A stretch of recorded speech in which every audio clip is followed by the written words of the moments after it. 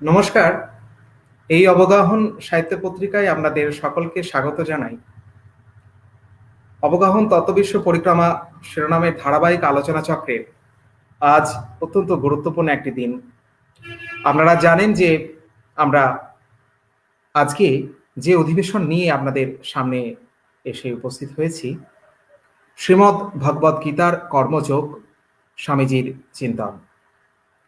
আমাদের আজকের এই আলোচনা চক্রে যিনি আমন্ত্রিত বক্তা হিসেবে আজ অবগাহনের পর্দা অলঙ্কৃত করছেন, আমরা তাকে অবগাহনের স্বাগত জানাই।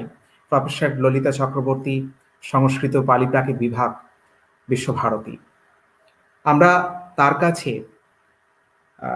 আজকে অত্যন্ত গুরুত্বপূর্ণ একটি বিষয় তার আলোচনার ভেতর দিয়ে আমরা শুনে নেব। অধিবেশন শুরুর আগে আমি তার সম্পর্কে কিছু প্রাথমিক কথা আমি অবগাহনে একটু জানাতে চাই। এটা ঠিক যে আমরা কিছুটা সময়ের একটু পরেই আরম্ভ করেছি। যান্ত্রিক, আপনারা জানেন যে যান্ত্রিক ব্যাপারে একটু দেরি হতেই পারে। তো আমি একটু বলে দিই। প্রফেসর ললিতা চক্রবর্তী বর্তমানে সংস্কৃত বিভাগ, বিশ্বভারতীতে তিনি অধ্যাপনা করছেন। 2003 থেকে তার অধ্যাপনার যে দীর্ঘ পরিক্রমা তা শুরু হয়েছে। তার এমএ এবং উচ্চতর পিএইচডি ডিগ্রি বিশ্বভারতী সংস্কৃত বিভাগের অধীনেই হয়েছে এবং গবেষণার বিষয় ছিল মীমাংসা এবং ন্যায় বৈশেষিক দর্শন। প্রথম চাকরি এমসিইউ উইমেন্স কলেজ বর্ধমানে। বিভিন্ন পত্রপত্রিকায় তিনি নিরন্তর লিখে চলেছেন সংস্কৃত, বাংলা এবং ইংরাজি ভাষায়। উল্লেখযোগ্য গ্রন্থের মধ্যে রয়েছে ন্যায় দর্শনের টেক্সট এর ক্রিটিক্যাল এক্সপ্লানেশন এবং ডাইভারজেন্স ইন ইন্ডিয়ান ফিলোসফি।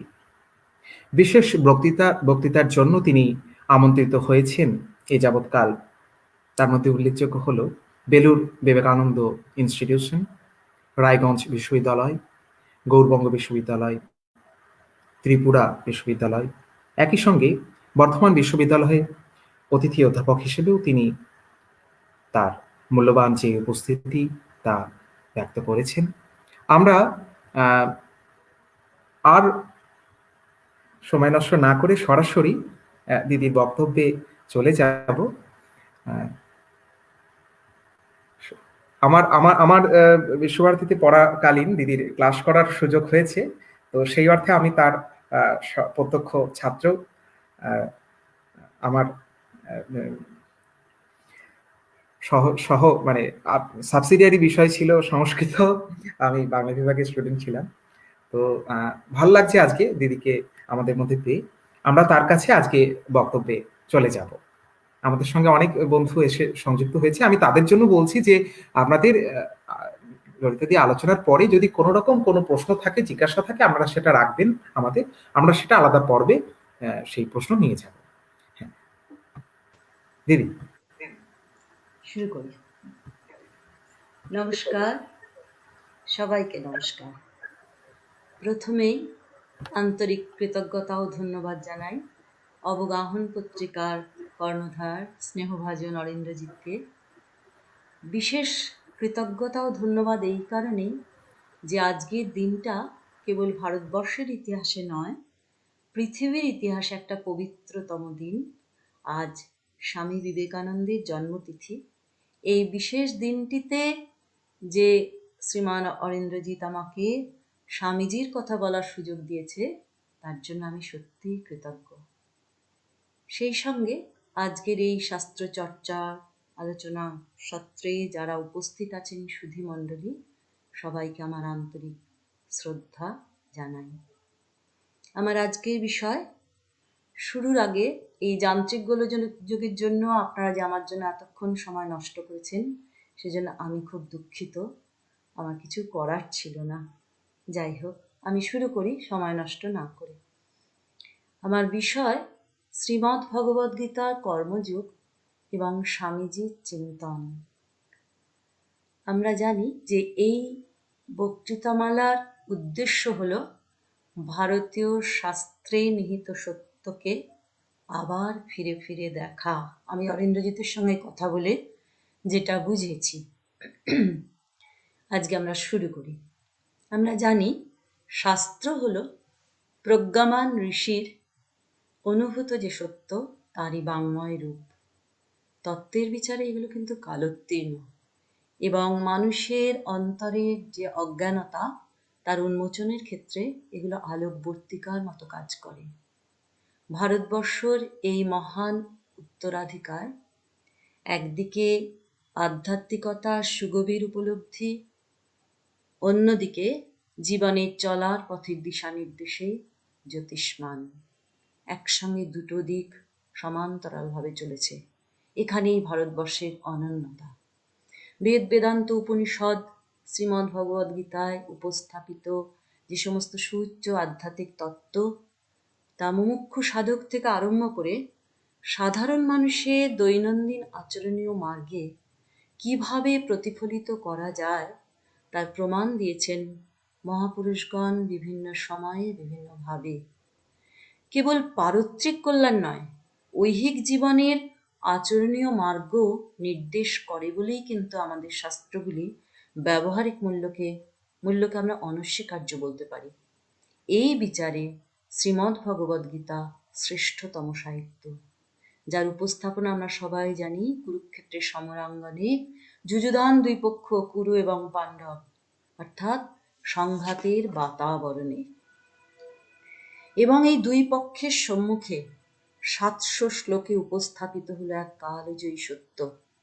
বক্তা সারথী শ্রীকৃষ্ণ, শ্রোতা দিব্যদৃষ্টি সম্পন্ন তৃতীয় পাণ্ডব অর্জুন। এখানে কিন্তু সারথী বেশি মাননীয়। এ যেন একটা প্রচলিত ধারণার বিপরীত। আমরা জানি আরোহী বেশি মাননীয়, কিন্তু এখানে দেখা যাচ্ছে সারথী। বলা হয় পিতা পুত্র সখা প্রেমিক প্রেয়সীর ভালোবাসা এক হয়ে নাকি গুরু শিষ্যের সম্পর্ক তৈরি হয়। তাই কৃষ্ণ এবং অর্জুনের সম্পর্কের গভীরতা হচ্ছে সর্বোচ্চ। একটা জিজ্ঞাসা মনে আমাদের নিশ্চয়ই জাগে যে পঞ্চপাণ্ডবের মধ্যে জ্যেষ্ঠ ভ্রাতা যুধিষ্ঠির তো সবচেয়ে বিদ্বান, ধীর, স্থির, তাহলে তাকে উপদেশ না দিয়ে অর্জুনকে কেন ভগবান মনোনীত করলেন? উত্তরে এরকম ভাবা যায়, অর্জুন হলেন আমাদের মতো সাধারণ মানুষের প্রতিনিধি। যে মানুষ কর্তব্য অকর্তব্য নির্ধারণে অসমর্থ, দ্বিধাগ্রস্ত, দিশেহারা, ভীত, সংশয়াকুল, শোক মোহরূপ সমুদ্রে নিমগ্ন। অর্জুন হলেন এরকম মানুষ। অর্জুন এই যুদ্ধক্ষেত্রে এসে বিপরীত পক্ষে যখন আত্মীয়বর্গকে দেখছেন, গুরুজনদের দেখছেন, তখন গান্ডীব ধনু ত্যাগ করলেন। মনে মনে কিন্তু জানেন এই যুদ্ধ জয় করতে হবে, স্বর্গপ্রাপ্তি হবে যুদ্ধ জয়ে, রাজ্যপ্রাপ্তি হবে, ইচ্ছা তার ছিল, কিন্তু যুদ্ধ করতে চাননি, মানে মূল্য না দিয়ে পেতে চেয়েছিলেন। অর্জুনের এই যে কর্মত্যাগ, এর মূলে কিন্তু কাজ করেছে ভয়, দুর্বলতা, কিছুটা মোহ। তাই তাকে শ্রীকৃষ্ণ উপদেশ দিলেন। এখানেই অর্জুনের সঙ্গে আমাদের বেশি মিল যুধিষ্ঠিরের তুলনায়। আমরাও কিন্তু তাই করি। এবং এই পুরো ঘটনাটাই তো একটা প্রতীক। এটা বাস্তব পক্ষে ভাবতে গেলে অবাক লাগে যে যেখানে দুপক্ষের অত অত সৈন্য একেবারে তৈরি হয়ে দাঁড়িয়ে আছে, তখন 18 অধ্যায়ে অত শ্লোক সমন্বিত গীতা উচ্চারণ করছেন শ্রী ভগবান, আর সবাই চুপ করে দাঁড়িয়ে আছে। কাজেই আমরা এই প্রতীকী তাৎপর্যের দিক থেকে দেখতে গেলে এইভাবেই ভাবি অর্জুন হলেন আমাদের প্রতিনিধি। আর একটা দিকে তিনি কিন্তু নিজের গুণশালিতায় শাস্ত্রবাক্য গ্রহণ ও ধারণে শ্রেষ্ঠ। তার দ্বারা যে উপদেশ গৃহীত হবে এবং অনুষ্ঠিত হবে যে ধর্ম, তার বিস্তার কিন্তু বেশি হবে। আর আমরা জানি ভারতীয় শাস্ত্র পরম্পরায় অধিকারীর বিশেষ মর্যাদা। অর্জুন সে অর্থে সর্বশ্রেষ্ঠ অধিকারী। গীতার শুরুতে বলা হলো ধর্মক্ষেত্রে কুরুক্ষেত্রে সমবেতা যুযুৎসবঃ। কুরুক্ষেত্র শব্দের অর্থ বিশ্লেষণ করা উচিত। কুরু অর্থাৎ করণ বা ইন্দ্রিয় সকল, তার ক্ষেত্র অর্থাৎ দেহ, যেখানে ধর্ম অধর্মাদির ব্যবহার হয়। সমস্ত সাংসারিক ধর্মের উৎপত্তির কারণ বলে এটি ক্ষেত্র। একই শরীরে সাংসারিক ধর্ম ও মোক্ষ ধর্মের সমাবেশ হয় বলে এই একই শরীর হলো কুরুক্ষেত্র এবং ধর্মক্ষেত্র। আমরা জানি ধর্ম সংস্থাপনার্থেই এই ধর্মযুদ্ধ হয়েছিল, এই যুদ্ধ তাই ধর্মযুদ্ধ। শ্রীমদ্ ভগবদ গীতার আমরা জানি 18টি অধ্যায় আছে। এই 18টি অধ্যায়ে উপস্থাপিত যে ঈশ্বরীয় বাণী, এটা কেবল কিন্তু নির্জন গিরিগুহায় ধ্যানমগ্ন যে মুমুক্ষু সাধক তারই পথপ্রদর্শক হবে তা নয়। সাধারণ মানুষের দৈনন্দিন জীবনে যে ঘাত প্রতিঘাত সংঘাতের দ্বন্দ্ব থেকে উত্তরণের দিশা নির্দেশটাই কিন্তু এই গ্রন্থের অন্যতম প্রতিপাদ্য। তাই এর বক্তব্য যুগে যুগে মহাপুরুষগণ কর্তৃক ব্যাখ্যাত হল। তারা তাদের নিজেদের উপলব্ধির আলোয় গীতাবাক্যের অর্থ বিশ্লেষণ করেছেন। এই সমস্ত বিশ্লেষণের দ্বারা সাধারণ মানুষ শ্রী ভগবানের উচ্চারিত বাণীর মর্মোদ্ধার করে ঋদ্ধ হয়ে চলেছেন কালে কালে। ঊনবিংশ শতাব্দীতে আমাদের ভারতবর্ষীয় আধ্যাত্মিক আকাশে উজ্জ্বল জ্যোতিষ্ক রূপে স্বামী বিবেকানন্দের আবির্ভাব। একদিকে ভারতের সুপ্রাচীন শাস্ত্ররাজিতে বিধৃত তত্ত্ব, অন্যদিকে দার্শনিক ভাবনা সমৃদ্ধ অথচ সরল গ্রাম বাংলায় উচ্চারিত আচার্য শ্রীরামকৃষ্ণদেবের মুখনিসৃত বাণী। এই উভয়ের প্রায়োগিক দিক স্বামীজির জীবনচর্যায় প্রতিফলিত হয়েছে। শ্রীমদ্ ভগবদ গীতার সুগভীর তত্ত্বকে নিজের উপলব্ধির সাহায্যে ব্যাখ্যা করেছেন। মানুষের মধ্যে নিহিত যে মহতী শক্তি, সেই শক্তিতে সুদৃঢ় বিশ্বাস রেখে বলতে পেরেছেন, each soul is potentially divine. প্রতিটি মানুষের অন্তরাত্মার যে নিহিত শক্তি, সেই শক্তিকে স্বামীজি ভালোবেসেছেন, শ্রদ্ধা করেছেন, স্মরণ করিয়ে দিয়েছেন বারবার। তাই তো আজকের দিনে আমাদের স্বামীজিকে সবসময় মনে পড়ে। এই শক্তির অস্তিত্বে বিশ্বাস রেখে স্বামীজি বলছেন, মানুষ যদি তার প্রতিদিনের আচরণীয় মার্গকে পরিচালিত করতে পারে, তবে তার যেমন ঐহিক ও পারত্রিক কল্যাণ সংগঠিত হয়, একই সঙ্গে বৃহত্তর সামাজিক ক্ষেত্রে শুভ শক্তির বিস্তার ঘটে। এই সত্যই কিন্তু স্বামীজির বাণীর শিক্ষণীয় বিষয়। শ্রী ভগবানের অমৃতময় বাণীকে নিজের অন্তরের মননঋদ্ধ অনুভূতির আলোকে ব্যক্ত করলেন তিনি, যা সাম্প্রতিকতম সমস্যার সমাধানের সূত্র কিন্তু এর মধ্যে রয়েছে। খুঁজে নিতে হবে আমাদের। জিজ্ঞাসা জাগে, তিনি তো নিজে যথেষ্ট পণ্ডিত, তার কথার প্রচুর দাম, শুনলেই তো তিনি তো নিজের কথাই বলতে পারতেন, কেন তাহলে বারে বারে শাস্ত্রকে স্মরণ করেছেন? বলা যায়, মানুষ তখনই তার অন্তর্নিহিত শক্তিতে আস্থাশীল হতে পারে যদি সে তার মনের গভীরে নিহিত সংস্কারের সন্ধান পায়। কখনো সেটা তার নিজের প্রচেষ্টায় পায়, কখনো বা বাইরের আঘাতে উদ্বুদ্ধ হয়। মানুষ অমৃতের সন্তান, আমরা জানি সে বিখ্যাত মন্ত্র উপনিষদের শৃণ্বন্তু বিশ্বে অমৃতস্য পুত্রা। অর্থাৎ তার সত্তার গভীরে রয়েছে অমৃতের অস্তিত্ব, কিন্তু জীব অজ্ঞানী, জানতেই পারে না। গীতায় শ্রী ভগবান মানুষের অন্তরে নিহিত এই দৈবী গুণের সন্ধান দিয়েছেন, বারে বারে বলেছেন।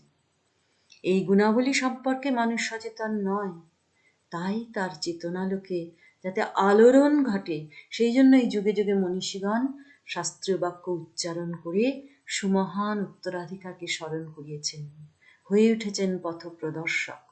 স্বামীজি তার ব্যতিক্রম নন। মানুষের জীবন তো কর্মময়, কর্মকে ঘিরেই তার সাফল্য ব্যর্থতা। প্রতি মুহূর্তে ব্যক্তিগত সমস্যায় বা সামাজিক সমস্যায় জর্জরিত মানুষ তার কর্তব্য স্থির করতে পারছে না, অস্থির দিশাহারা হয়ে পড়ছে। তখন সে মুক্তির উপায় খোঁজে, সন্ধান করছে শান্তির ঠিকানা, যন্ত্রণা উপশমের পথ, স্বাধীনভাবে বাঁচার কৌশল। ঈশ্বরীয় বাক্যে এই সব পথের কিন্তু নির্দেশ আছে।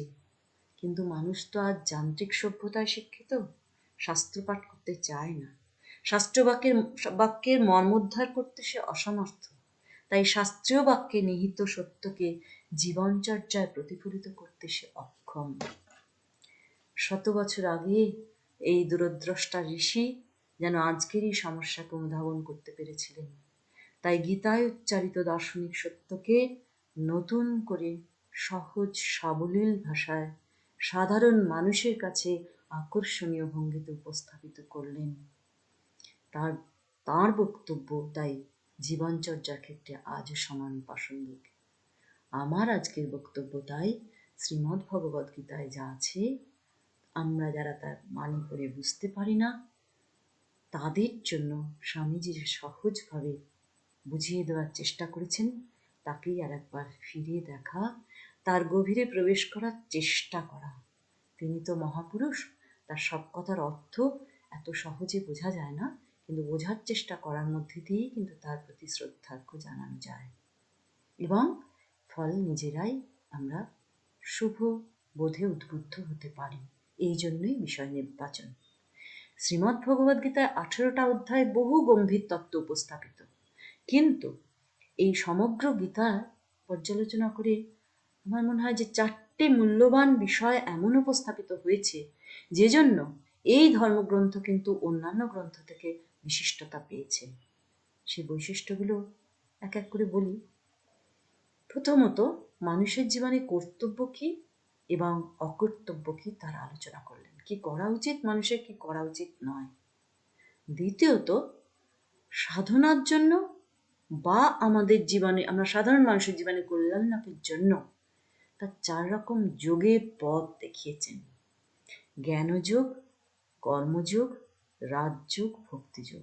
ভীষণ কঠিন কথা মনে হচ্ছে, পড়লে ধীরে ধীরে বোঝা যায় এইগুলো সাধারণভাবে মানে পর্যায়ক্রমে বুদ্ধির দ্বারা, ইন্দ্রিয়ের দ্বারা, সমস্ত দেহের দ্বারা, হৃদয়ের দ্বারাই উপাসনার পথ। অর্থাৎ মানুষ সেই তো বুদ্ধিজীবী, ঈশ্বরের সর্বশ্রেষ্ঠ সৃষ্টি, তাঁরই অভিপ্রায় জগতে এসছে বলে আমাদের ধারণা।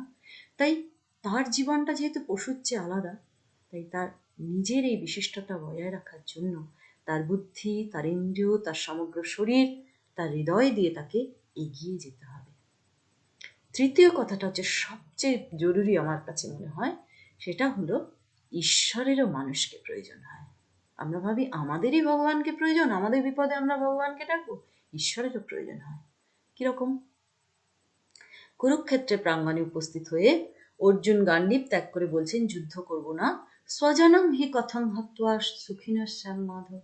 আমি নিজের আত্মীয় স্বজন গুরুজনদের হত্যা করে কি করে সুখী হব? ভয়, দ্বিধা, দিশাহারা অবস্থা। তখন অর্জুন শ্রীকৃষ্ণ তাকে ভীষণভাবে তিরস্কার করছেন, কাপুরুষ বলছেন যে তুমি না ক্ষত্রিয়, তোমার না ক্ষাত্র ধর্ম হলো খ থেকে ত্রাণ করা, তাহলে যুদ্ধ করা তোমার কর্তব্য। অতএব যুদ্ধস্য জেতাওসি রণে সপত্নান। বলছেন শেষ কথা, ময়ৈব নিহতা পূর্বমেব নিমিত্ত মাত্রং ভব সব্যসাচিন। আমি এদের সবাইকে আগেই হত্যা করেছি, তুমি নিমিত্ত হও। অর্থাৎ ভগবানের লীলাকে বাস্তবায়িত করার জন্য জগতে মানুষকে প্রয়োজন হয়।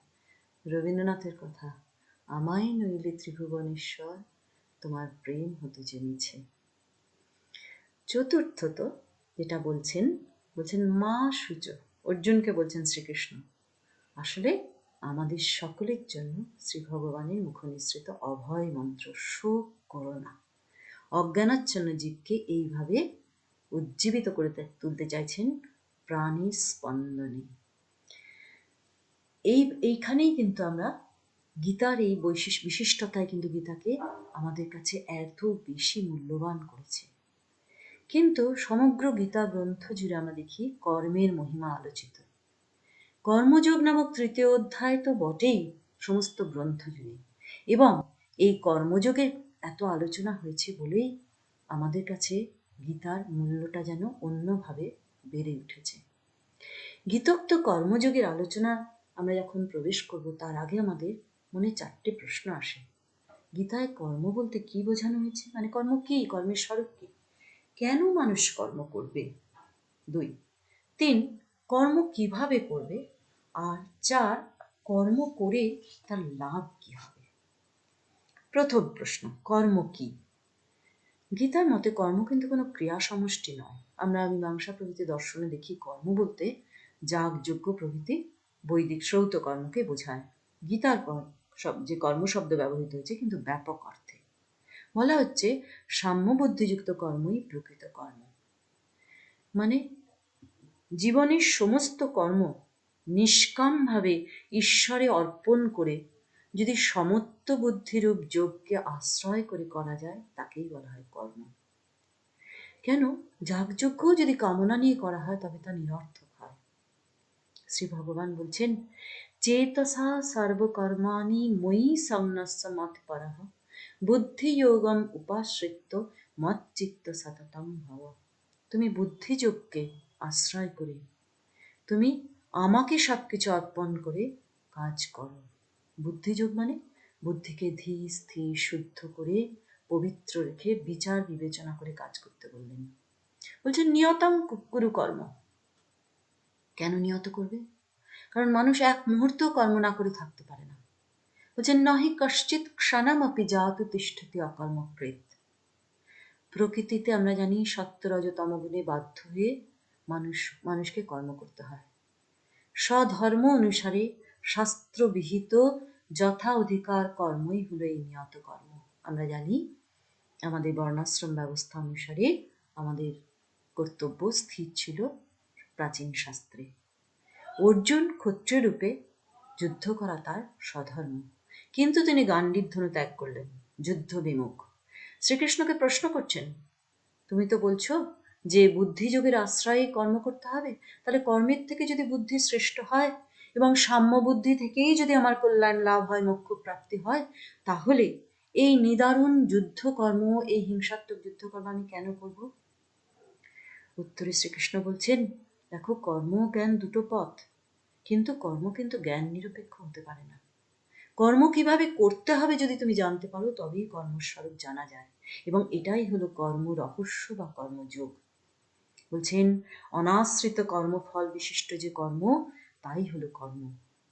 সেই কর্ম যিনি করেন তিনি কর্মযোগী, তিনি সন্ন্যাসী। যিনি কর্মত্যাগ করে বসে থাকবেন এক জায়গায় ঘরের কোণে তিনি কিন্তু সন্ন্যাসী নন। বলবেন না যে তিনি সংযম কোনো কাজ করেন না, চুপ করে বসে ভগবত চিন্তা করছেন, তা কিন্তু নয়। কেন না কর্মের ফলত্যাগ করাটাই মধ্যেই মহত্ব, কর্মত্যাগই নয়। বলছেন এমনকি জনক, রাজর্ষি জনক, যাকে আমরা ব্রহ্মনিষ্ঠ অথচ গৃহস্থ বলছি, তিনি লোকরক্ষার্থে কর্ম করছেন। কেন না কর্মত্যাগে মহান অনর্থ। শ্রী ভগবান বলছেন অর্জুনকে যে দেখো পার্থ, এই জগতে আমার কোনো কর্তব্য নেই। বলছেন ন মে পার্থাস্তি কর্তব্যং ত্রিষু লোকেষু কিঞ্চন নানাবাপ্তম অবাপ্তব্যম বর্ত এব চ কর্মণি। মানে আমার কোনো কর্তব্য নেই, তবু লোকসংগ্রহার্থে আমি কর্ম করি। লোকসংগ্রহ মানে লোকে উন্মার্গ প্রবৃত্তির, খারাপ প্রবৃত্তি যাতে থেকে নিবৃত্ত হয় তার নিবারণের জন্য কর্মযোগ দ্বারা কর্মানুষ্ঠান করতে হবে। স্বয়ং ভগবান কথা বলছেন। এখন প্রশ্ন, তাহলে এই কর্ম করব কিভাবে, সেটাও বলে দিচ্ছেন। তৃতীয় প্রশ্ন বলছেন মই সর্বাণি কর্মাণি সংন্যস্য অধ্যাত্মচেতসা নিরাশীর নির্মম ভূত্বা যুদ্ধস্য বিগত জরহ। বলছেন অর্জুনকে যুদ্ধস্য, তুমি যুদ্ধ করো। কি করে? মই সর্বাণি কর্মাণি সংন্যস্য, আমাতে সমস্ত কর্ম সমর্পণ করে, অধ্যাত্ম চেতসা অর্থাৎ বিবেক বুদ্ধির দ্বারা, বিচারের দ্বারা, নিরাশী অর্থাৎ নিষ্কাম হয়ে ফলাকাঙ্ক্ষা বর্জন করে, নির্মম অর্থাৎ মমত্ব বুদ্ধি ত্যাগ করে, বিগত জ্বর শোক শূন্য হয়ে যুদ্ধ কর। কেন বললেন না যুদ্ধ করা তো তার কর্তব্য, তাই দেহ ধারণ করলে তো তার কর্তব্য তাকে করতেই হবে। কিন্তু কর্মফল যিনি ত্যাগ করতে পারবেন তিনিই প্রকৃত ত্যাগী। কি করে? না তার জন্য তাকে বিবেক বুদ্ধির সহায় হতে হবে। কেন বিবেক বুদ্ধি মানে বিচার করতে হবে। কেন না একই কর্ম একজনের পক্ষে ভালো, একজনের পক্ষে মন্দ, একজনের পক্ষে তা বিহিত, একজনের পক্ষে তা নিষিদ্ধ। যেমন কুরুক্ষেত্রের যুদ্ধকর্ম, এই যুদ্ধকর্ম অর্জুনের স্বধর্ম, যেহেতু তিনি ক্ষুদ্র, তাই তা সাত্ত্বিক, তাই নিদারুণ হিংসাত্মক কর্ম, তার মধ্যে হত্যা হবে, তবু তা করতে হবে, সেটাই তার কর্তব্য। কিন্তু কর্ণ সেই যুদ্ধ করছেন ধন মানের জন্য, সেটা রাজসিক। আর দুর্যোধন নিজের সামর্থ্য বিচার না করে মোহবশত যুদ্ধে লিপ্ত, তাই তার কর্ম হলো তামসিক। অর্থাৎ বিচার বা জ্ঞানই কর্মকে উন্নীত করবে প্রকৃত কর্ম বা কর্তব্যে। এইভাবে বিচার নির্ভর কর্মই কিন্তু আসলে কর্মযোগ। এইরকম করে যিনি কর্ম পালন করবেন তিনি সন্ন্যাসী, তিনি যোগী, তিনি মহৎ। মানে লোকরক্ষার্থে, লোকের স্বার্থের কথা ভেবে এই স্বভাবনিয়ত শাস্ত্রবিহিত কর্ম অনাসক্ত চিত্তে করতে হবে। চতুর্থ প্রশ্নে কর্ম করে আমি আমার লাভ কি? বলছেন আমার চরিত্র গঠনে এবং অন্তর্নিহিত সম্ভাবনার বিকাশে এই কর্ম মহৎ ভূমিকা পালন করে। এটাই হচ্ছে কর্ম পালনের লাভ। 4টে প্রশ্নের উত্তর আমরা গীতা থেকে এভাবে পাই। কিন্তু গীতার একটা খুব তাৎপর্যপূর্ণ শ্লোক আছে, যেটা না বললে কর্মযোগের ব্যাখ্যা হয় না। দ্বিতীয় অধ্যায় আছে, কর্মযোগের অধ্যায় না, দ্বিতীয় অধ্যায়। বলছেন, আমরা একটা খুব পরিচিত প্রসিদ্ধ শ্লোক, কর্মণ্যেব অধিকারস্তে মা ফলেষু কদাচন মা কর্মফল হেতুর্ভূ মা তে মা তে সঙ্গস্তু অকর্মণি। এই শ্লোকটিকে কর্মযোগের ক্ষেত্রে চতুঃসূত্রী, 4টে ফর্মুলা এখানে আমরা পাই। যার ব্যাখ্যা করছেন, আমরা আগে গীতার ব্যাখ্যা এইখানে আমরা স্বামীজির দ্বারস্থ হব, স্বামীজিকে নিয়ে আসবো, স্বামীজিকে স্মরণ করবো কি করে ব্যাখ্যাটা করে দিলেন।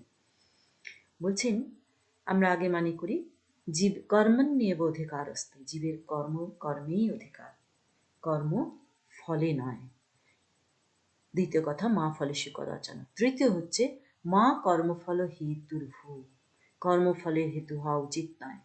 তৃতীয় কথা হচ্ছে কর্মত্যাগের প্রবৃত্তি করা উচিত নয়, যেহেতু তা অনিষ্টকর। তাহলে যে কর্মে জীবের একমাত্র অধিকার, সেই কর্মের স্বরূপ তাহলে কি হবে না, গীতা বলছেন নিষ্কাম কর্ম।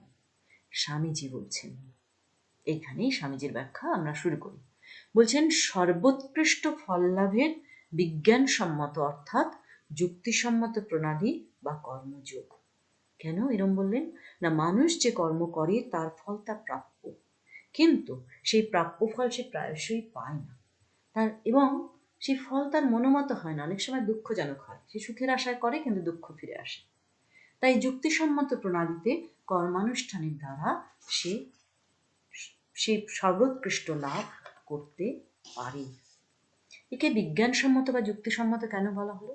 কারণ আপাত দৃষ্টিতে মানুষের কর্মপ্রণালী এবং তার সাংসারিক ভোগের কোনো সামঞ্জস্য পাওয়া যায় না। আমরা সংসারে দেখি, যাদের আমরা সজ্জন বা সৎলোক বলে ভাবি, ভালো লোক ভাবি, দেখি তারা খুব দুঃখ ভোগ করে। আবার যাদেরকে দেখে তথাকথিত দুর্জন মনে করি, তারা সংসারে নানা সুখ স্বাচ্ছন্দ্য উপভোগ করে।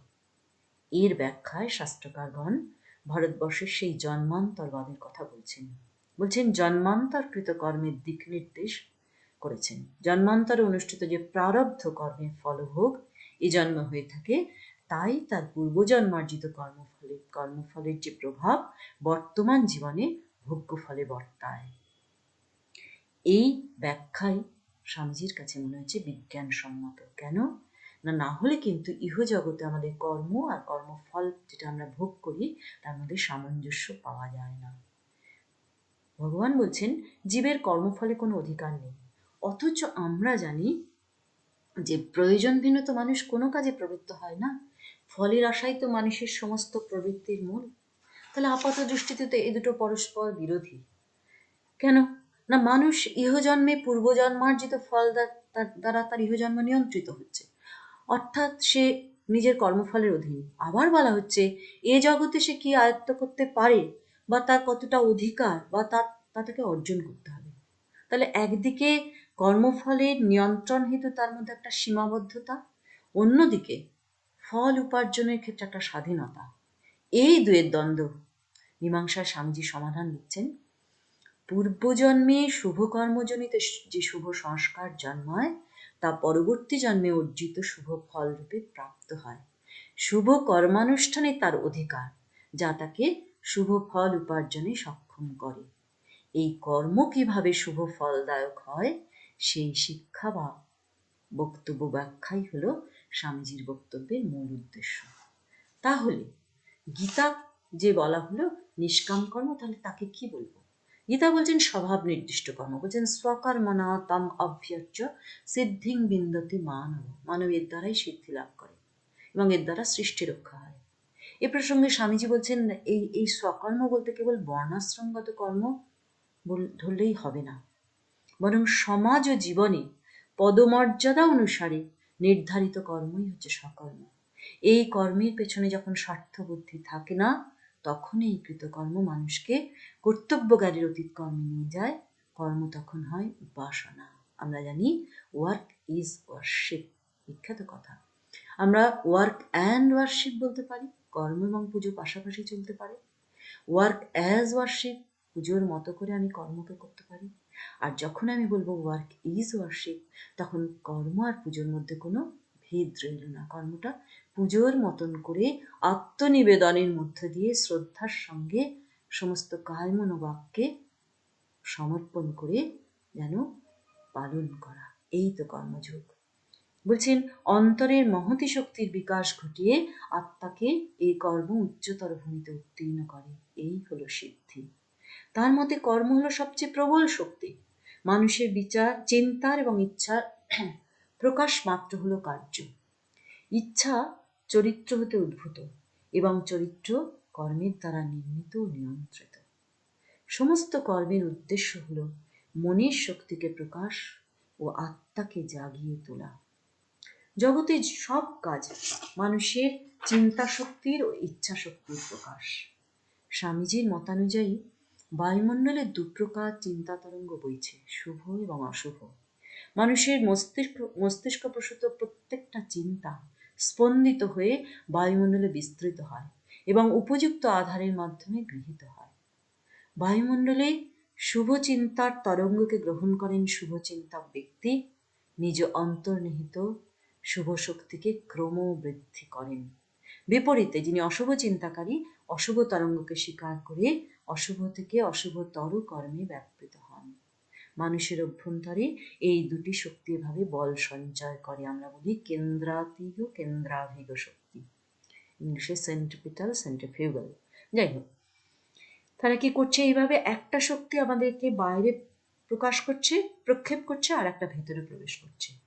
এইভাবে সে একাধারে নিজের কল্যাণ করছে, পরোক্ষে জগতের কল্যাণ করছে। শুভ চিন্তা যিনি করেন তিনিও কিন্তু জগতের কল্যাণ করেন, শুভ কর্মের সঙ্গে শুভ চিন্তা দিয়েও জগতের কল্যাণ। তাই স্বামীজির মতানুসারে আত্মসংযমে কিন্তু অধিকতর শক্তির প্রকাশ। তাই সংযম শক্তি বৃদ্ধি করে বর্ধিত শক্তি থেকে মহতি ইচ্ছা শক্তি উৎপন্ন হয়। এই জন্য কর্ম হলো মূল্যবান এবং এই কর্মেতেই হলো মানুষের অধিকার। দ্বিতীয় প্রশ্ন, যে মা ফলেষু কদাচন, দ্বিতীয় সূত্র বলা হচ্ছে ফলাকাঙ্ক্ষা রহিত কর্মই জীবকে বদ্ধন মুক্তির পথ দেখায়। যার ফলাকাঙ্ক্ষা আছে তাকে বলা হচ্ছে কৃপণ বা দীন, বলা হচ্ছে কৃপণা ফলহে তব। কৃপণ পদে ব্যাখ্যা করছেন গীতার টিকাকার মধুসূদন সরস্বতী। বলছেন যে যেমন কৃপণ কি করে, অতি দুঃখে ধন অর্জন করে, খুব সামান্য সে সুখ লাভ করে, দান মহৎ কাজ কিছু করে না, মহৎ সুখ অনুভব করতে পারে না, নিজেকেও বঞ্চিত করলো, জগৎকে বঞ্চিত করছে, দুর্ভাগ্য ভোগ করছে। স্বামীজি বলছেন আমরা আবদ্ধ হইয়া পড়ি, যাহা দিই তাহার জন্য নয়, পরন্তু যাহা আশা করি তাহার জন্য। আমাদের এই যে মনে মনে পাওয়ার বাসনা, আমাদের যে অভাব বোধ, এই আমাদের দুঃখের মূল। আমরা মনে মনে গরিব হয়ে পড়ছি তখনই। তৃতীয় সূত্র, মা কর্মফল হেতুর্ভু, অর্থাৎ কর্মফলে হেতু হইও না। কর্ম করে কেউ যদি মনে করেন আমার এত বড় কর্মের দ্বারা অমুকের উপকার হলো, আমার এই দানে তার এত বড় লাভ হলো, তাহলে কিন্তু সে কর্মফল ভোগের হেতু করে তোলে। অর্থাৎ কোনো ব্যক্তি অন্তরে যদি কৃতিত্ব প্রাপ্তির সূক্ষ্ম বাসনাও থাকে, তখন সেই কর্মফলের হেতু হয় এবং তা কর্মযোগ না হয়ে কর্মভোগ হয়ে থাকে, অকল্যাণ আসে ওখান থেকে আমাদের দুঃখ যন্ত্রণা সৃষ্টি হয়। চতুর্থ সূত্র যেটা, যে কর্মের দ্বারা চিত্ত শুদ্ধি হয়, তাই তাকে করা কর্ম ত্যাগ করা যাবে না। বললেন অকর্মে যেন তোমার প্রীতি না হয়, কর্ম করতে হবে যোগস্থ হয়ে। আচ্ছা, আবার আমরা বলছি কর্ম হলো যোগ, তাহলে কর্ম করব যোগস্থ হয়ে, আবার কর্মই যোগ, এই দুটো তো আপাত বিরুদ্ধ কথা। ভগবান এর সমাধান দিচ্ছেন, যোগস্থ মানে সিদ্ধ্যা সিদ্ধ সমত্ব, অর্থাৎ সুখ দুঃখে জয় পরাজয়ে সমান জ্ঞান করে কর্মানুষ্ঠান করাই হচ্ছে শ্রী ভগবানের উদ্দেশ্য। স্বামীজি সহজ করে বললেন, কর্মের জন্য কর্ম করো, পাওয়ার আশায় নয়। স্বভাবতই তাহলে প্রশ্ন হয় যে যদি কেউ নিজের স্বার্থে কাজ না করে, তাহলে তার কর্ম করে কি লাভ? স্বামীজি বলছেন নিঃস্বার্থ কর্মেই বেশি লাভ, অধিক লাভ। কারণ নিঃস্বার্থপরতার মধ্যে মহতী শক্তি নিহিত, আত্মসংযমেই বেশি শক্তি। উদাহরণ দিচ্ছেন, পাহাড়ের ঢালু পথে একটা ঘোড়ার গাড়ি গড়িয়ে চলে যাচ্ছে, আর একটা গাড়ি, তার চালক তাকে নিয়ন্ত্রণ করছে। কোন গাড়িটায় শক্তি বেশি? কোথায় শক্তি বেশি প্রকাশ হলো? ঠিক সেরকম মনের সমুদায় বহির্মুখ শক্তি স্বার্থের উদ্দেশ্যে ধাবিত হয়ে বিক্ষিপ্ত হয়, কিন্তু এদের যদি সংযত করা যায় তাহলে এই শক্তি বর্ধিত হয়, এবং এই সংযত করার শিক্ষাই হচ্ছে সবচেয়ে বড় শিক্ষা। তাই বললেন কৃতদাসের মতো কর্ম করো না, প্রভুর মতো কর্ম করো। কৃতদাসের মতো কর্ম মানে স্বার্থপরতা, আর প্রভুর মতো কর্ম মানে ভালোবাসা যেখানে থাকে, প্রকৃত ভালোবাসা, অনাসক্ত। যেমন মা শিশুর জন্য যে কাজ করেন, সেখানে কোনো পাওয়ার আকাঙ্ক্ষা নেই, সেই রকম তাকেই বলে প্রভুর মতো কর্ম, অনাসক্ত চিত্তে।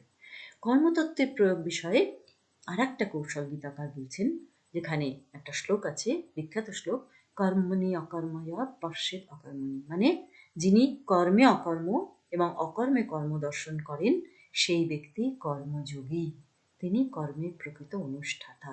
এখানে কর্ম বলতে দেহ ইন্দ্রিয় প্রভৃতির দ্বারা অনুষ্ঠিত কর্ম, এবং অকর্ম বলতে কর্মহীনতা। তাহলে কি দাঁড়ালো? যিনি কর্মেতে অকর্মকে দেখেন এবং অকর্মের মধ্যে কর্মকে দেখেন, তিনি কর্মযোগী। আমাদের কাছে একটা ধোঁয়াশা লাগছে। স্বামীজি ব্যাখ্যা দিলেন, একটা বাক্য বলছেন, দেখুন, বলছেন আদর্শ পুরুষ তিনি, যিনি গভীরতম নির্জনতা ও নিস্তব্ধতার মধ্যে তীব্র কর্মী, এবং প্রবল কর্মশীলতার মধ্যে মরুভূমির নিস্তব্ধতা ও নিঃসঙ্গতা অনুভব করেন। কর্মযোগের ইহাই আদর্শ। মানে গভীরতম নির্জনতা মানে কর্মশূন্যতা, কর্মশূন্যতাই হলো অকর্ম, তার মধ্যে যিনি তীব্র কর্মী, এবং প্রবল কর্মশীলতার মধ্যে যিনি মরুভূমির নিস্তব্ধতা ও নিঃসঙ্গতার কর্মশূন্যতায় অভ্যস্ত, তিনি প্রকৃত কর্মযোগী। আরেকটু ব্যাখ্যা, ইন্দ্রিয় সর্বস্ব মানুষ যদি অন্তরিন্দ্রিয়ের উপর সম্পূর্ণ আধিপত্য বিস্তার করে তাহলে বহির্জগতে তার যে রূপপ্রসাদী বিষয় থেকে সে মনকে খুব সহজেই প্রত্যাহিত করতে পারে। সে যখন বিশাল কর্মযজ্ঞের মধ্যে রয়েছে, কিন্তু তার সঙ্গে যে অ্যাটাচমেন্ট হচ্ছে না, তার অনাসক্তি, আমি অমুকের এত সেবা করছেই যে সব আমরা রিলিফ করতে যাই, আমার মনে হয় ধরুন আমি আমার টাকা দিয়ে করলাম, আমার টাকায় এত এত লোককে আমি রিলিফ দিলাম। এই হলো আমাদের কর্মের মধ্যে অকর্ম, অকর্মের মধ্যে কর্ম দেখার চেষ্টা। তার মানে কি? আবার যখন কর্মহীনতা, তার মধ্যে অকর্ম কি করে আসবে? না, চিন্তার রাজ্যে আমি শুভ চিন্তা করছি, যার দ্বারা জগতের উপকার হচ্ছে। এই যে ব্যক্তিত্বের এরকম যথার্থ এবং পূর্ণ বিকাশ ঘটার জন্যই বললেন প্রভুর মতো করো, কর্ম করো, কৃতদাসের মতো নয়। স্বামীজির বক্তব্যে ভাবে কিন্তু গীতায় উপস্থাপিত যে তত্ত্ব, তার যে প্রয়োগ কৌশলটাই তিনি দেখিয়ে দিচ্ছেন। স্বভাবতই জিজ্ঞাসা হয়, এখন তো বৈজ্ঞানিক যুগ, গবেষণার উচ্চতম পর্যায়ে আমাদের সভ্যতা আসীন, যন্ত্র সভ্যতায় মানুষ অভ্যস্ত, তার আজকের এই জটিল সমস্যার সমাধানে এই এত বছর আগে স্বামীজি যে কথাগুলো বলেছেন, তার কি কোনো প্রাসঙ্গিকতা কি আছে? প্রাসঙ্গিকতা কি করে আমরা এগুলো মানব? বলা হচ্ছে, সাধারণ মানুষ তো তার ব্যবহারিক জীবনকে অস্বীকার করতে পারছে না। ভোগ সর্বস্ব জীবনে অভ্যস্ত আজকের মানুষ, সব সময় ছুটে চলেছে সে স্বার্থ সিদ্ধির উন্মাদনায়। পরিণামে সে কখনো ব্যর্থ, কখনো আপাত সফল। সামাজিক জীবনে সে যখন পারস্পরিক দ্বন্দ্ব, অসুস্থ প্রতিযোগিতা, তার থেকে ঈর্ষা, তার থেকে অবসাদ, আত্মহনন, অবক্ষয়ের অভিমুখ, তাহলে আজকের এই অবক্ষয় উন্মুখ সমাজের ভয়ঙ্কর চিত্র স্বামীজির মানসপটে এতদিন আগে ধরা পড়েছিল। এর সমাধান, বলছেন স্বামীজি, মানুষের চরম লক্ষ্য সুখ নয় জ্ঞান। কেন না? সুখ তো শেষ হয়ে যায়, আমরা কিন্তু এই সুখের পেছনে ছুটি, এই আনন্দের পেছনে ছুটি। সুখ আনন্দ নয়, আনন্দ অনেক বড় কথা। এই সুখ যেটা ইন্দ্রিয়ভোগ্য, যাকে সাধারণ মানুষ আনন্দময় বলে আমরা ভাবি, তা যে চিরস্থায়ী আনন্দ দিতে পারে না, সেই চেতনাবোধে উদ্বুদ্ধ করতে চাইলেন স্বামীজি। তাই সাধারণ মানুষের আত্মিক উত্তরণের কথা বলে ভেবে বলছেন, উন্নতি লাভের একমাত্র উপায় আমাদের হাতে যে কর্তব্য আছে তা অনুষ্ঠান করে ধীরে ধীরে শক্তি সঞ্চয় করে ক্রমশ এগিয়ে যাওয়া। আজকের যুব সমাজে আমরা দেখছি অসুস্থ প্রতিযোগিতা, সাফল্যের অভাবে হতাশা, আত্মহননের প্রবৃত্তি। মানুষ মানসিকভাবে শক্তিহীন হয়ে পড়ছে এবং তারই গ্লানিতে সে দুর্বল। দুর্বলতাই তো অভিশাপ। স্বামীজি বলছেন, all power is within you, you can do anything and everything. এই বোধটা যদি আমাদের মধ্যে আসে, এই মানসিক শক্তি যদি আমরা পাই, তাহলে আমাদের হয়তো অনেক সমস্যার সমাধান আমরা নিজেরাই করতে পারি। মানুষ যদি ভাবতে পারে তার যতটা যোগ্যতা সে ততটাই পাওয়ার অধিকারী, তাহলে কিন্তু তার হতাশা, আত্মগ্লানি থেকে সে নিজেই মুক্তির পথ পেয়ে যায়। স্বামীজির কথা, what you deserve you will get. আত্মবিশ্বাসের ভাবনাটা আজকে চলে যাচ্ছে, জাগছে হতাশা, পরিণামে বিপদগামিতা। স্বামীজির বলছেন, উত্তিষ্ঠত জাগ্রত প্রাপ্য বরান নিবোধত। এই বোধের রাজ্যে ফেরা, নিজের অন্তর্নিহিত যে শক্তি, যা আমরা জানি না, তাকে জাগিয়ে তোলা, তার অভিমুখে যাত্রাই কিন্তু মানুষকে দিতে পারে সাফল্যের দিগদর্শন। স্বামীজির চেতনায় যে ব্যক্তি বা ভাবনায় যে ব্যক্তি তার কর্তব্য কর্মে নিরত অবিচল থেকে অগ্রসর হয়, সেই কিন্তু আলোর সন্ধান পায়। উচ্চ থেকে উচ্চতর কর্তব্য তার কাছে উপস্থিত হয়। সামান্যতম কর্তব্যকে শ্রদ্ধার সঙ্গে পালন করতে পারলেই কিন্তু সে জগতে কর্মযোগী জীবন যাপন করতে পারে। তার মতে এ জগতে কেউ কাউকে সাহায্য করতে পারে না। অন্যের জন্য কিছু করে নিজেকে গৌরবান্বিত না ভেবে পরোপকারের সুযোগ পাওয়ার জন্য নিজেকে কৃতার্থ মনে করাই কর্মের যথার্থ মনোভাব। স্বামীজি নিজের জীবনেও একসময় বলেছিলেন একটা কথা, জীবে দয়া করে যেই জন। আচার্য শ্রীরামকৃষ্ণ সংশোধন করে দিয়েছিলেন, জীবে দয়া, মানুষ কি দয়া করতে পারে? পারেন ঈশ্বর। স্বামীজি বদলে নিয়ে বললেন, জীবে প্রেম করে যেই জন, সেই জন সেবিছে ঈশ্বর। এইভাবেই আমাদের কর্মযোগ নিয়ে বলছেন। কারণ প্রশ্ন হয়, নিষ্কাম কর্ম করে আমাদের নিজেদের এই মুহূর্তে কি লাভ? উত্তরে, চিত্তশুদ্ধি, আমাদের মনের অশুভ যা কিছু বোধ ধীরে ধীরে কাটিয়ে ওঠা, যা আমাদের অন্তর্নিহিত দৈবী গুণের বিকাশ ঘটিয়ে আমাদের সুখী করে তুলবে। আমরা জানি আমাদের মধ্যে 26টা দৈবী গুণ আছে। এই গুণগুলো দয়া, মায়া, পরোপকারিতা আমাদের মধ্যে থাকে, কিন্তু আমরা সবসময় ব্যবহার করতে পারি না। যত বেশি এর ব্যবহার হবে, তত আমরা এগিয়ে যাব। এই এগিয়ে যাওয়ার শিক্ষাই কিন্তু ভারতের শিক্ষা।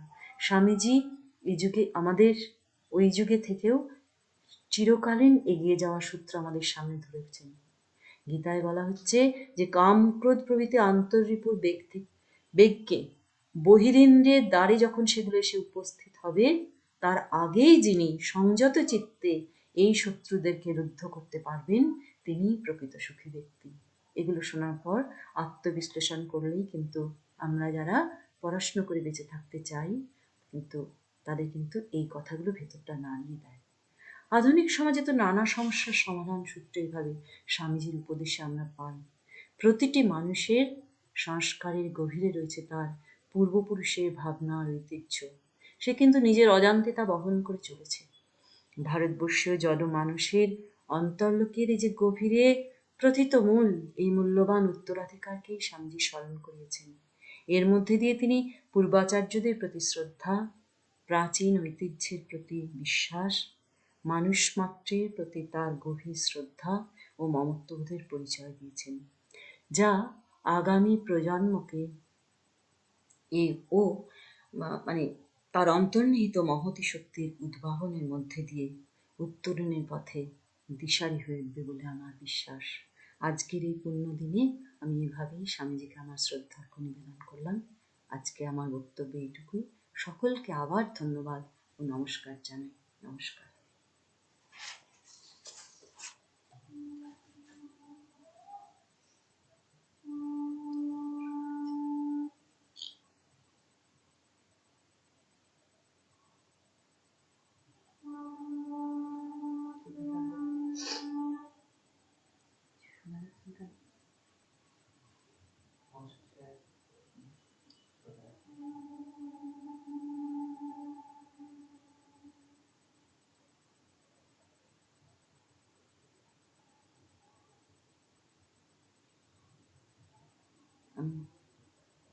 অরণ্যজিতের সঙ্গে যোগাযোগ বিচ্ছিন্ন হয়ে গেল।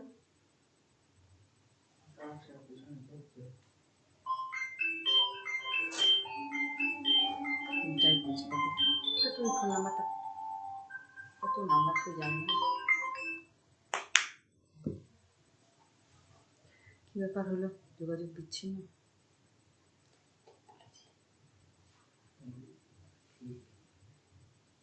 কিন্তু একে ধরবে ফোনে, 1 ঘন্টা হয়েছে, কি হলো ব্যাপারটা, না দেখতে পাচ্ছে না নাকি? শোনা না গেলে তো বলছি নিশ্চয়ই। এরকম শুধু দেখলাম শোনা গেছে।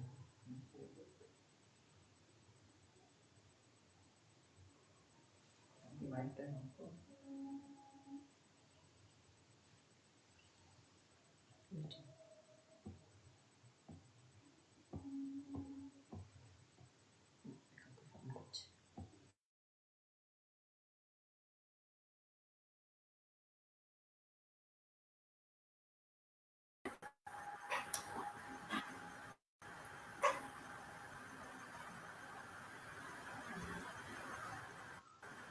আমার আমার কথা শোনা যাচ্ছে? হ্যাঁ, শুনতে পাচ্ছি, বলছি, শুনতে পাচ্ছি অরিন্দ্রজিৎ। আমি আমি আসলে হ্যাঁ, হ্যাঁ, হ্যাঁ।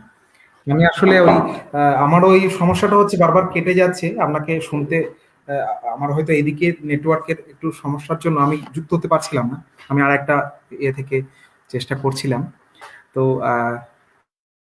আমি একটু যদি দর্শকের কাছ থেকে কোনো প্রশ্ন থাকে আমি সেটা একটু নিয়ে নেওয়ার চেষ্টা করি।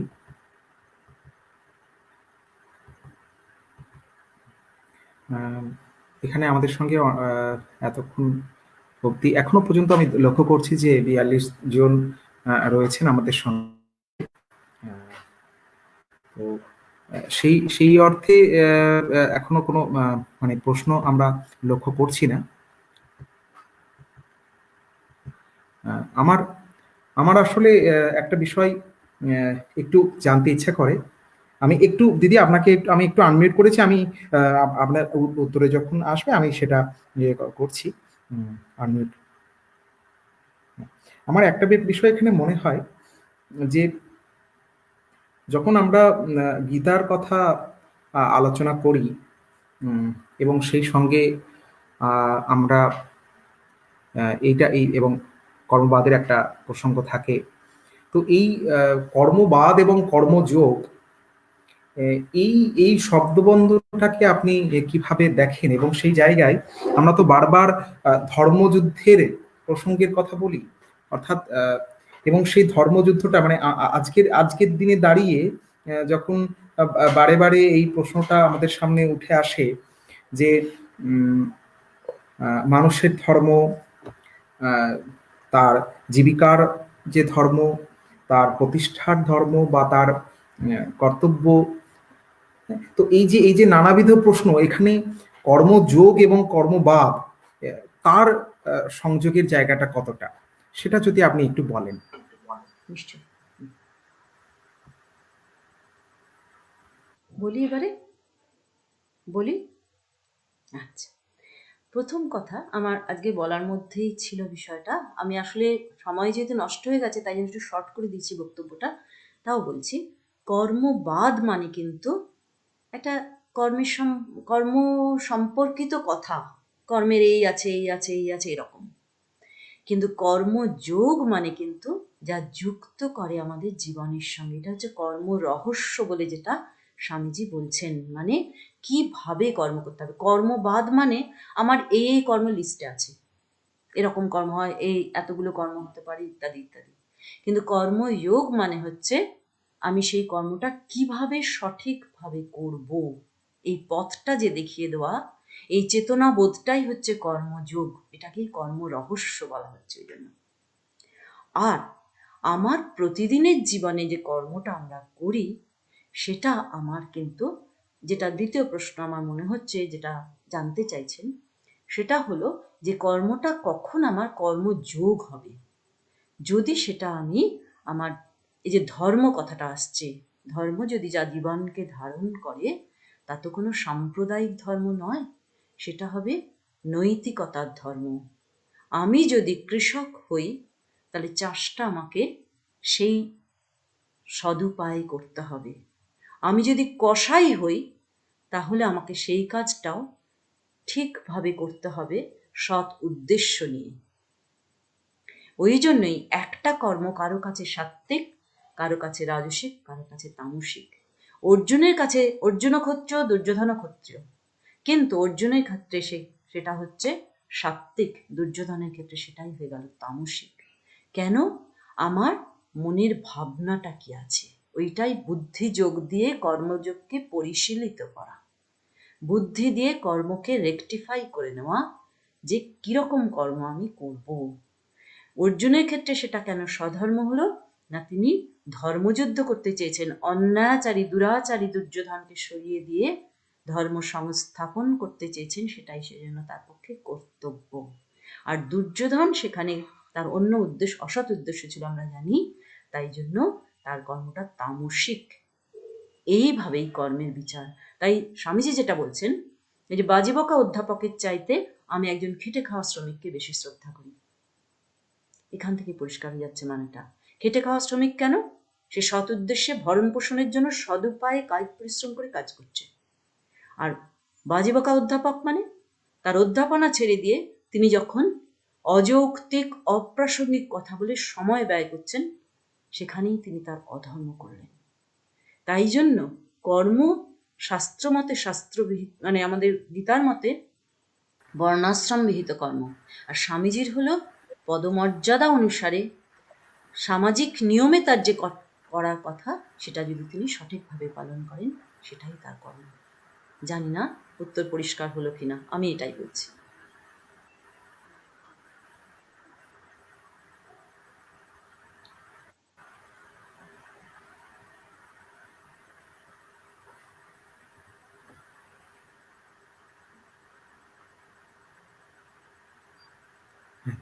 আমার শুনতে পেলে অরিন্দ্রজিৎ? হ্যাঁ হ্যাঁ, আমার আমার কথা কি শোনা যাচ্ছে? হ্যাঁ, এবার আমি শুনতে পাচ্ছি, আমি শুনতে পাচ্ছি। আমার উত্তরটা তোমার পছন্দ হয়েছে কিনা, মানে এটাই উত্তরটা সঠিক বলে মনে হচ্ছে কিনা, বা মীমাংসা হলো কিনা? হ্যাঁ হয়েছে? আচ্ছা, আর কিছু? হ্যাঁ, না না, অবশ্যই অবশ্যই অবশ্যই, আমি আমি বুঝতে পেরেছি, অবশ্যই। আচ্ছা, এখানে একজন দর্শকের কাছ থেকে একটা কোশ্চেন আসছে, আমি একটু নিয়ে নিই।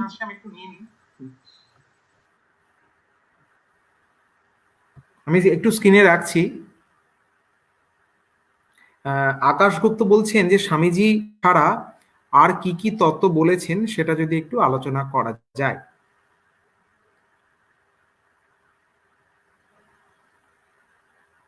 দিদি, আমার আমার কথা শোনা যাচ্ছে?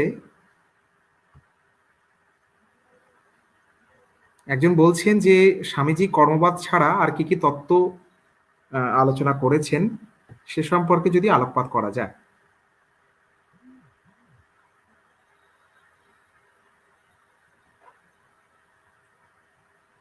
হ্যাঁ, দিদি, আমাদের কথা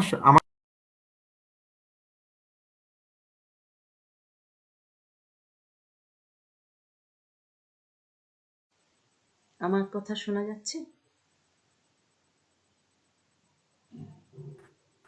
আমার কথা শোনা যাচ্ছে? হ্যাঁ, আমি বলি, হ্যাঁ, শোনা যাচ্ছে, হ্যাঁ। যিনি তো এই যিনি প্রশ্নটা যদি প্রশ্ন একটু করেছেন, আলোকপাত করা যায়। হ্যাঁ, হ্যাঁ নিশ্চয় নিশ্চয়, আমি চেষ্টা করছি। প্রথমত একটা বলি যে আর কি কি তত্ত্ব স্বামীজি বলেছেন যদি জিজ্ঞেস করা হয়, তাহলে এত অসংখ্য কথা বলা যায়, যার জন্য প্রত্যেকটা তত্ত্ব নিয়ে এরকম এক একটা আলোচনা সত্র যদি অরিন্দ্রজিৎ আয়োজন করে তবেই হতে পারে। তবু যেহেতু উনি প্রশ্ন করেছেন তাই আমি উত্তর দেব। সংক্ষেপে বলছি যে জ্ঞানযোগ, কর্মযোগ, এই যে চারটে যোগের কথা আমি আজকে উল্লেখ করেছি, আমি চারটে যোগ নিয়ে তো বলেইছেন। উপরন্তু মানুষের জীবনে কর্তব্য কি হওয়া উচিত সেটা বলেছেন, সন্ন্যাসীর কি কর্তব্য হওয়া উচিত সেটা বলেছেন, গৃহস্থের কি, যে কোনো মানুষের যে কোনো কর্তব্য সেটাও বলেছেন। আধ্যাত্মিকতার ক্ষেত্রে তার মানে যে রামকৃষ্ণ মিশন যে উদ্দেশ্য হয়েছে, বলছেন আত্মনমোক্ষার্থম জগদ্হিতায় চ, এটা হচ্ছে স্বামীজির মূল কথা।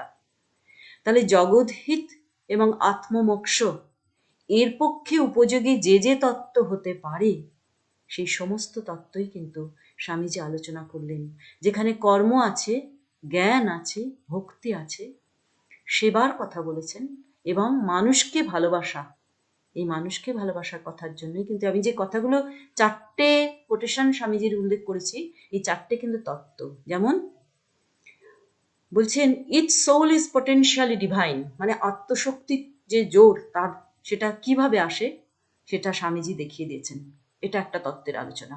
আবার বলছেন all power is within you, you can do anything and everything, সেখানে মানুষের শক্তি সেটা কিন্তু শুধু শারীরিক শক্তি, মানসিক শক্তি সব। তারপরে বলছেন what you deserve you will get, মানে তুমি যা পাওয়ার যোগ্য তা তুমি পাবে। অতএব মানে পাওয়ার যোগ্যতা আমি অর্জন করছি কোথা থেকে? জন্মসূত্রে, মানে উত্তরাধিকার বা বলতে পারেন জন্মান্তর সূত্রে। তার মানে কর্মফলের মধ্যে দিয়ে আমার শুভ কর্মের জন্মান্তরটা আমি এমন তৈরি করে নেব, এমন করে কর্মফল সঞ্চয় করব, প্রারব্ধ কর্ম আমার পরের জন্মকে যেন শুভ ফল দেয়। আবার বলছেন তোমার শুভ চিন্তা তরঙ্গ বাতাসে প্রক্ষিপ্ত হয়ে বায়ুমণ্ডলে প্রক্ষিপ্ত হবে, তার দ্বারা যিনি শুভ চিন্তক তিনি উপকৃত হবেন, এবং তুমিও উপকৃত হবে আর একজনের কাছ থেকে, প্রত্যক্ষ পরোক্ষই দুইভাবে। এইভাবে যে স্বামীজির নানান দিক থেকে প্রথম কথাই হলো সামগ্রিক কল্যাণের কথা ভেবেছেন, মানব জাতির অভ্যুদয় এবং কল্যাণ, অভ্যুদয় এবং নিঃশ্বাস, তার জন্য যে যে তত্ত্ব হতে পারে। সংক্ষেপে আমি এটুকুই বললাম, জানি না যিনি প্রশ্নকর্তা তার সন্তুষ্টি হলো কিনা, দেখা যাক।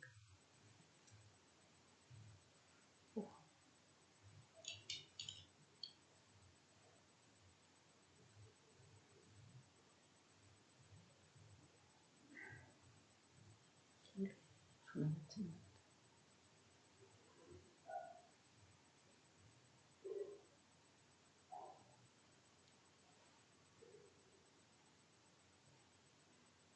শোনা যাচ্ছে না? হ্যাঁ, আমার কথা শোনা যাচ্ছে তো? হ্যাঁ, এবার শুনতে পাচ্ছি, শুনতে পাচ্ছি। শুনতে পাচ্ছ আমার? হ্যাঁ, হ্যাঁ। তো আমি আমি দর্শকের কাছে একটি অনুরোধ জানাবো যে দিদিকে আটকে রাখাটা, কারণ উনি ওনার গলার অবস্থাও খুব ভালো নয়। তো আমরা চাইবো যে দিদি আবারও আমাদের অবগাহনে আসুন, এবং তিনি এই বক্তব্যেরই একটি পরবর্তী পর্ব নিয়ে আমরা দিদিকে আবারও আনবার চেষ্টা করছি। তো সেই সময় আমরা দিদির কাছে পরবর্তী যে প্রশ্নগুলো সেগুলো আমরা নিয়ে যাব। তো এটা এটা একটা ইয়ে হতে পারে। হ্যাঁ,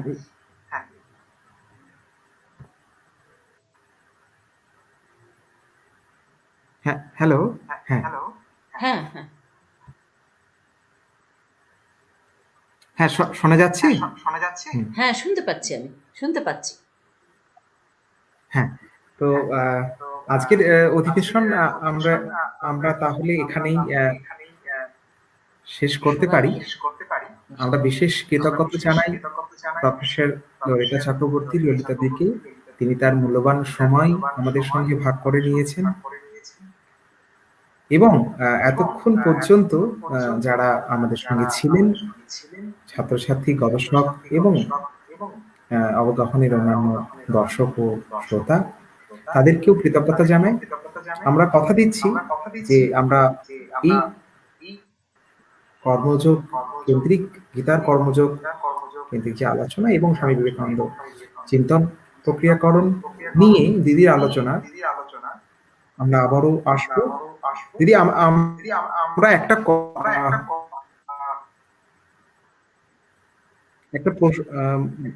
প্রশ্ন এখানে এসেছে, মৃণাল সিংহ করেছেন। আমার মনে হয় একটু কি প্রশ্নটা পড়ে দেবো? হ্যাঁ, যদি আপনি অনুমতি দেন। হ্যাঁ, নিশ্চয়ই পড়ো।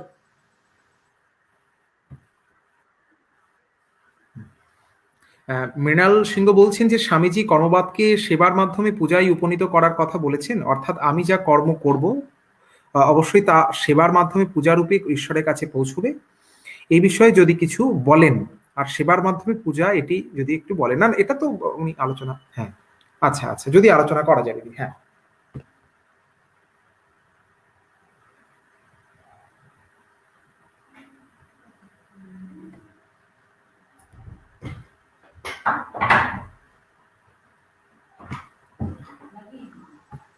হ্যাঁ দিদি, শোনা যাচ্ছে? শোনা যাচ্ছে? হ্যালো, শুনতে পাচ্ছি।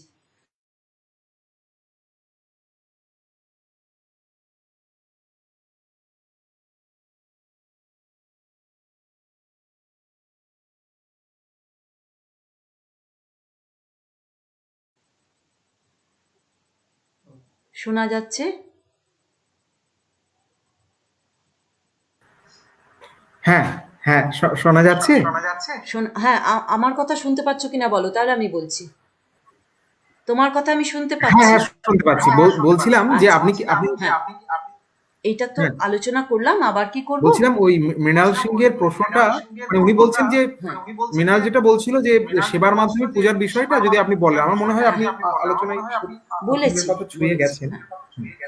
বলেছি ওয়ার্ক ইজ ওয়ার্শিপ, যেটা বলছিলাম, কর্মই তো তখন আত্মনিবেদনটাই তো পূজা, আত্মসমর্পণ পূজা, এবং সেটা কায় মনো বাক্যেই আমরা করে থাকি। এবং বারবার যে কথাটা স্বামীজি বলছেন যে ওই যোগের মধ্যে দিয়ে সেবার মনোভাব নিয়ে যে কাজ, তখনই কিন্তু কর্মটা পূজায় পরিণত হয়। তার কারণ বিনিময়ে কিছু না চাওয়া, এই পবিত্র মনে, পবিত্র চিন্তার মধ্যে দিয়ে যে কর্ম করা, তাই তো ওয়ার্ক ইজ ওয়ার্শিপ। আমি বলেছি work and worship, work as worship, work is worship. ধীরে ধীরে মানুষ কর্ম আর পূজা পাশাপাশি করতে করতে একসময় কর্মটাকেই পূজায় অভিন্নতা এনে দেয়। পূজার মধ্যে যে বৈশিষ্ট্যগুলো থাকে, কর্মে সেই বৈশিষ্ট্যগুলোকে আনতে বললেন স্বামীজি।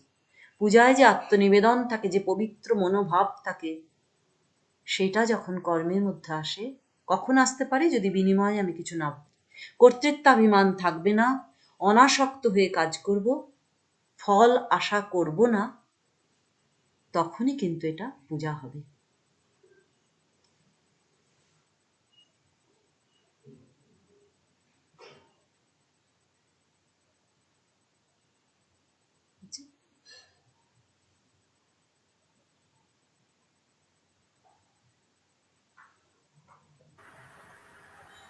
হ্যাঁ, ঠিক আছে।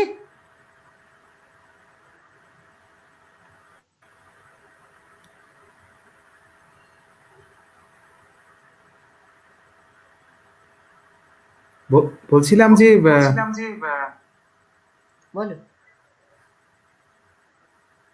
হ্যাঁ হ্যাঁ হ্যাঁ, ওই একজন লিখছিল যে ম্যামের কথা শোনা যাচ্ছে না। না না, এখন তো শুনতে পাচ্ছি। হ্যাঁ, আচ্ছা, শোনা গেছে তো? আচ্ছা, তো আমরা একটা অতিক্রম করে গেছি। আমার মনে হয় যে এরকম কোনো প্রশ্ন থাকে, আপনারা সেটা আমাদের অবগাহনের এই ভিডিও তো থেকে যাবে, আপনারা করবেন। আমরা সেই প্রশ্নের আলাদা একটা পর্ব নিয়ে গিয়ে, এবং আমি তো বলেছি আগে যে গীতার কর্মযোগ এবং অধিবেশন করব, কারণ এ ধরনের একটি বিস্তৃত আলোচনা কোনো একটা পর্বের মাধ্যমে কভার করা সত্যি অসম্ভব। অসম্ভব। তো আমি আমি আবারও কৃতজ্ঞতা জানাই ললিতাদিকে যে তিনি তার আমাদের আমাদের মধ্যে এসেছেন, এবং আহ, আমরা চাইবো যে আবারও তিনি আমাদের সঙ্গে যুক্ত থাকুন। হ্যাঁ, এখানে না, হ্যাঁ, শ্রাবণী এখানে বলেছেন যে ওয়ার্ক অ্যান্ড ওয়ার্শিপ যখন ওয়ার্ক ইজ ওয়ার্শিপে পরিণত হয়েছে। হ্যাঁ, ঠিকই, সে প্রসঙ্গ তো ম্যাম বলেছেন। আচ্ছা আচ্ছা, হ্যাঁ হ্যাঁ হ্যাঁ, ঠিক আছে। তো দিদি, তাহলে আমরা আজকের মতো এখানেই শেষ করি। ঠিক আছে, সবাইকে ধন্যবাদ, সবাইকে কৃতজ্ঞতা, আন্তরিক শ্রদ্ধা, এটাই বলে। হ্যাঁ, আজকের মতো এখানে শেষ করি। আবারও আমাদের দেখা হবে এবং আপনাকে আসতে হবে। হ্যাঁ, আচ্ছা, নিশ্চয়ই আসবো, কেন আসবো না? তো আমারও ভালো লাগছে, খুব ভালো লাগলো, খুবই ভালো লাগলো। সকলকে নমস্কার জানাই, সবাইকে শুভরাত্রি, শ্রদ্ধায় ভালো থাকুন, আবারও দেখা হবে। ভালো থাকুন। হ্যাঁ, নমস্কার।